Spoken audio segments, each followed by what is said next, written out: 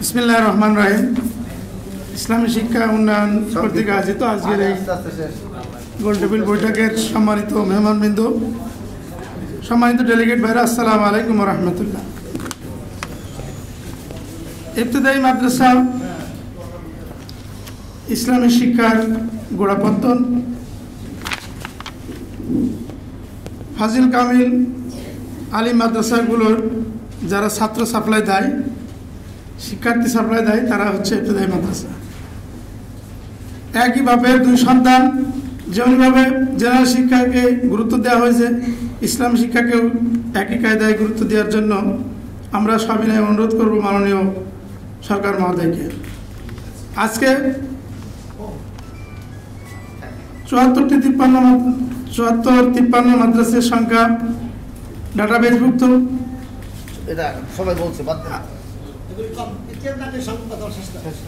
আজকে আমরা যেখানে আমাদের নিজেদের দাবি, সাংবিধানিক অধিকার, সেই জায়গায় দাঁড়িয়ে আপনাদের সকলের কাছে উদারতা আহ্বান জানাতে চাই। আসুন আমরা একাত্মতা ঘোষণা করি, সরকার মহোদয়ের কাছে আবেদন জানাই।